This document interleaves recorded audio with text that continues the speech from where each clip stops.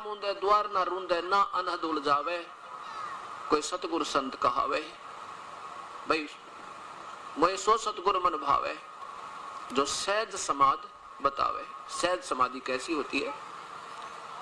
ध्यान का अर्थ होता है हमारा जो चित्त है उस वस्तु से कभी दूर ना हो, हटे नहीं, उसमें हमारी एकाग्रता बनी रहे। तो ये हठ योग, ये ध्यान मार्ग नहीं है, ये तो इन्होंने अपने हिसाब से अपने अटकल लगा कर अभ्यास प्रारंभ कर रखे। और देखम देखा ये मेडिटेशन नाम देकर अंग्रेजी में, और केवल अंदर आंखें बंद करके देखें जा बस जो कुछ है। क्या देखने से लाभ क्या होगा? कि कोई थ्योरी तो उठा लो, जो तुम बीज रहे हो इसका आउटपुट क्या होगा, इससे मिलेगा क्या आपको? या वैसे करते ही रहना, कोई उसका बेनिफिट का ज्ञान नहीं, उसके लाभ का कोई ज्ञान नहीं, से करने से क्या लाभ होगा कोई पता नहीं उसको। केवल वो तो एक अपनी मीठी बात बना के इन भोड़ी आत्माओं को उलझाए बैठेंगे संत जन, जिनको आप नहीं ज्ञान। तुम किस बीज को बीजे बैठे, इसका लाभ क्या होगा, फल होगा कि नहीं होगा इसका? क्या कहते हैं ध्यान करने से एकाग्रचित्त हो जाता है। पेट में दर्द हो ला के दिखाओ ध्यान, कोई बात हुई है? जब तक वो दर्द निवारण नहीं होगा जिसके कारण टेंशन बनती है या मन भ्रमित होता है, तो तब तक एकाग्रचित्त हो ही नहीं सकता, चाहे कितनी बात बना ली। तो वो होता कर्म तय, और कर्म कटे नहीं इन संतों से, ना ब्रह्म से ना परब्रह्म से, और ना नीचे के ब्रह्मा विष्णु महेश। वो कर्म काटने वाला परमात्मा एक ही है, पूर्ण ब्रह्म। और वो कर्म काटे यानी कांटा निकला, दर्द बंद हुए, तो फिर राम नाम का जूता प्रेम तो पैरे। अब क्या होता ध्यान, जैसे आपने कोई लड़की की शादी करनी हो गरीब आदमी ने, और 50,000 रुपये उधार ले लिए, ब्याज पे लोन ले लिया, और उसको तिजोरी में रख दिया। दिन रह गया, हफ्ता रह गया ब्याह का, और चला गया आमंत्रण निमंत्रण देने के लिए, और पहुंच गया मन माना 500-800 किलोमीटर शाम के समय। और सुबह जब चला वहां से अपने लेकर के तिजोरी से कुछ किराया लिया, और गलती से वह तिजोरी खुली रहेगी जिसमें 50,000 रुपये रखे थे, और पहुंच गया 500 किलोमीटर, और पहुंचा रात के 8-9 बजे। और वहां जाकर याद आया वो तेरे की, तू तो वह तिजोरी खुली छोड़ा, वो अलमारी खुली छोड़ दी जिसमें 50,000 रुपये रखे थे। हे परमात्मा, कोई निकम्मी आत्मा ना चली जा, कोई अड़ोसी पड़ोसी आ जा, कोई पैसा दिखे बादशाह, सबकी नींद खराब हो जाया करे। मन मन ना जाने के बात आने लगी। अब वो वहां चुप करके बैठा है, सबसे बात भी कर रहा है, रिश्तेदारों को निमंत्रण भी दे रहा है, लेकिन उसका चित्त हमें उस अलमारी से नहीं हट रहा। एक सेकंड में उसकी रह के परमात्मा 50,000 रुपये मुश्किल से लोन लिया था, 20 जगह घूम के, कोई देने को तैयार भी नहीं था। हे परमात्मा, ये क्या होगा मेरा? वापस आ जाएगा, और चाहे वो 100 व्यक्तियों को मिलता रहा, उसका 1 सेकंड भी चित्त उस अलमारी से नहीं हट सकता। ये हमारा सहज समाधि है, इसको सहज समाधि कहते हैं। ये संतों का ध्यान होता है। जैसे ये दास आपको 4 दिन में इतना परिचित करवा देगा उस परम पिता की शक्ति से, कि जैसे जब हमने किसी वस्तु के गुणों का ज्ञान हो जाता है, फिर उसकी पाने की तरफ एक अजीब बन जाती है, और फिर आपको जब तक वो वस्तु ना मिलेगी आपका चित्त यहाँ से वहां से हटेगा नहीं। अब जैसे आपको पता लग जाएगा कि हम कहाँ बैठे हैं, इतने भयंकर स्थल पर बैठे हैं जिसका कोई अनुमान नहीं। आज हमें सब सुख नजर आते हैं, कल ना जाने के बिजली गिर जाएगी और परिवार का परिवार विनाश हो जाएगा, क्योंकि यहाँ काल का लोक है। और 1 लाख मानव शरीरधारी प्राणियों को यु काल, यु ब्रह्मा विष्णु महेश का पिता, यु सदा शिव, जिसको ब्रह्मा कुमारी वाले ने कहते हैं, ये शिव है पूजा की योग। ये 1 लाख जीव मानव शरीरधारी जीवों का रोज आहार करता है। और आज 1 लाख परिवार तो टक्कर मार रहे हैं, रो रहे हैं, उनके घर में रोटी नहीं बने, और बाकी के बचे हुए हैं। और बाकी के फिर सबने एक दिन सबका नंबर आना है। तो कहने का भाव यह है कि जब आपको ये पता लग जाएगा कि हम तो गलत स्थान पर बैठे हैं, ये तो बहुत भयंकर स्थल है, यहाँ तो ना जाने कब के बिजली गिरेगी, और हम तो बहुत गलत स्थान पर, तब यहाँ से आपका चित्त हट जाएगा। पर मजबूरी होगी जहाँ कैसे, उसके लिए आपने एक संरक्षण चाहिएगा, जो परम पिता का आपको संरक्षण मिलेगा।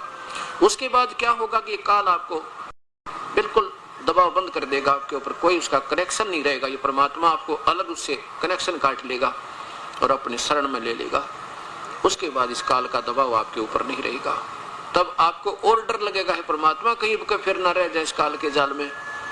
और फिर आपका जो पल पल ध्यान यहाँ से ऊपर पहुंचेगा, एक पल भी नहीं हटेगा आपका, जैसे कोई आपत्ति में कहीं बंद हो जा कैद में। इसको बाहर बैठाओ, पीछे न कर दो, पीछे छोड़ा उसको। अब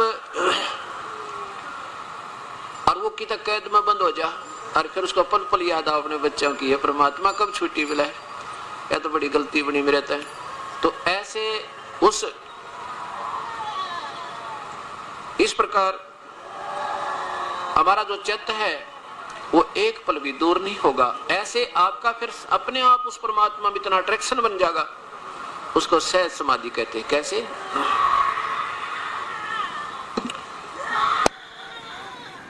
जैसे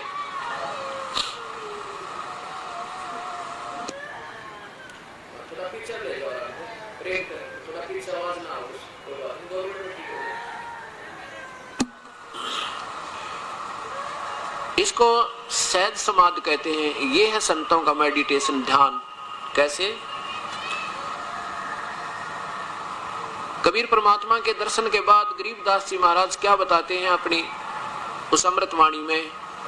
जैसे हाली बीज धुन और पंथी से बतलावे, उसमें खंड पड़े नहीं फिर ऐसे ध्यान लगावे।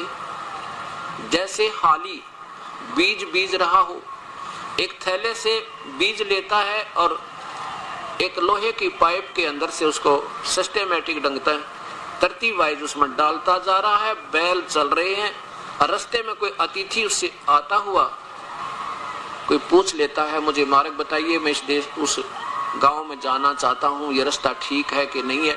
तो वो बीज भी बीज रहा है और हल भी चला रहा है, उसमें बिल्कुल रोकता नहीं उसको, और कह रहा है कि आप सीधे जाइए, वहां जाकर के बाएं तरफ जाइए, वहां कुआं मिलेगा, उससे आगे कुएं से राइट को दाएं तरफ हो जाना, वहां एक नीम का वृक्ष होगा, उससे सीधा रास्ता जाएगा, वहां 3 रास्ते होंगे, बीच वाले से चला जाना, और साथ में वो बीज भी बीज रहा है।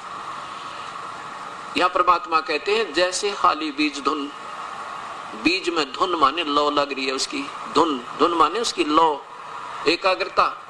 जैसे हाली बीज धुन और पंथी से बतलावा, पंथी माने यात्री तक बात करे, और वह में खंड पड़े नहीं भाई, ऐसे ध्यान लगावे। हमारा ऐसे ध्यान है जैसे आप बस में बैठ गए और 2 घंटे का सफर हो, अपना मालिक का भजन करता जाओ, उससे चेत हटे को नहीं, चलते फिर चलते नाम भी जपे। और किस लिए जप रहा हूं? क्योंकि हमने वहां जाना है, इस उद्देश्य से इस मंत्र को जाप करते करते आपका मेडिटेशन भी साथ हो रहा है। इसको ध्यान कहते हैं।